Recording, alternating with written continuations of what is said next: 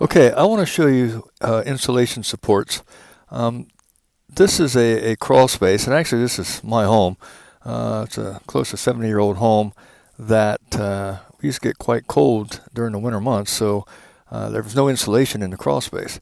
So we had them put it in, and while they were doing that, I noticed how they were um, securing the insulation, and they were using this wire.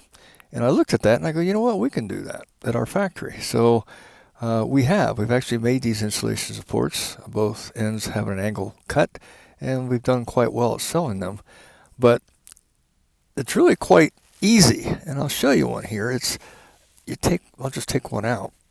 And these, like I said, these aren't ours, but um, you can see they have a tapered end on both ends.